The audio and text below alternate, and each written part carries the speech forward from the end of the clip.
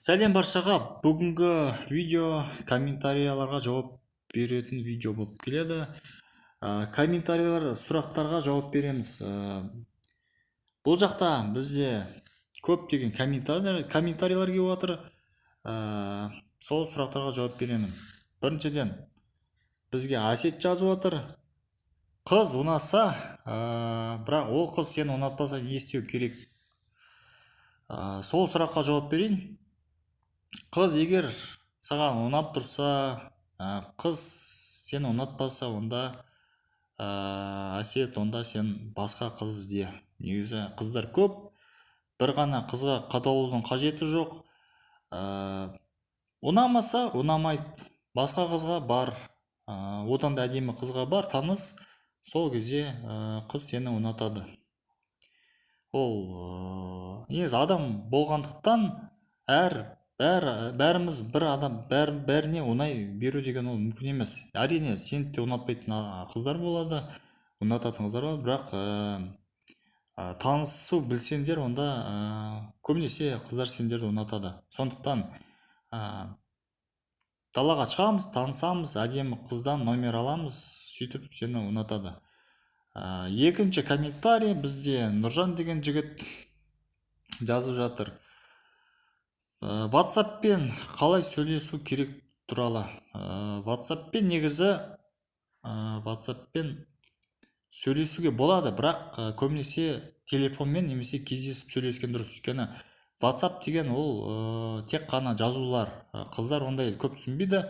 Біз тек WhatsApp-пен сол қызбен кездесіп, уже қыз жігіт болып жүрген кезде ғана WhatsApp-тен жазсақ болады. Былай адамды көрмей тұрып, адаммен жүрмей тұрып, ондайда WhatsApp-тан сөйлесу дұрыс емес. Алдымен бірінші звондаймыз. Жақын жерде тұрса, біз қысқа сөйлесіп, өзіміз туралы айтып, ол туралы айтып, және сосын біз көбінесе кездесуге шақыру керекпіз. Біз қызды кездесуге шақыру керекпіз, өйткені интернеттен сөйлескен дұрыс емес. Қызды телефонмен кездесу уақытын айтамыз, бой бермей барса да біз айтамыз. Ұзақ жүрмейміз, 20-30 минут қана кездесеміз, болды. Мен сосын сені жібермейсіңдер.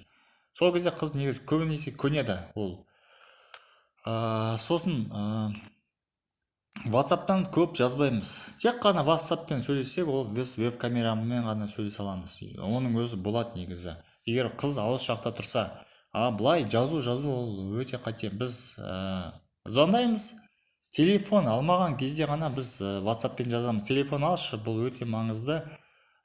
Мен сосын телефонмен сөйлескеннен айтасыңдар ғой, маған интернеттен жазу ыңғайсыз дейсіңдер, маған живой сөйлескен ұнайды дейсіңдер. Сол кезде қыз көнеді. Тағы да комментарийлар келіп отыр. Неге далада қыздарға жақындап түсірмейсің, былай айтып түсіресің дейді. Өйткені қазір түсіретін адам жоқ негізі видеоны. Негізі далада осы айда негізі түсіріп қалармын. Осы далада қыздармен қалай жақындау керек, әдемі қыздарға жақындап сөйлесу туралы видеолар болады. Осы жақында операторлар шығады, сол кезде түсіреді. Сол кезде мен көп деген видеолар лақтырамын, әртүрлі тематика бойынша. Әдемі қыздарға жақындаймын, бірақ ол қыздардың беттерін әсіресе түсірмеймін, өйткені ол негізі болмайды. Беттері жабық тұрады қыздардың, бірақ далада, көшеде, танысу мегада болсын, әр жерде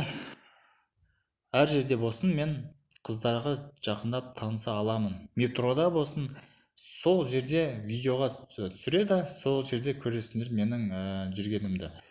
Тағы айтып кетер жағдай, менде онлайн курс сабақ болып жатыр. Жазылдыңдар, тіркелдіңдер, не бары 5000 теңге, 1-2 сағатта толық мағлұмат керек адамға, әдемі қызбен танысысы келетін адамға мен үйрете аламын, онлайн курс. Және де практика бар, оны біз далада үйренеміз. Далада шығып, мен сендерге тақырыптар, заданиялар берем, сол заданияларды орындайсыңдар, әдемі қыздармен танысасыңдар.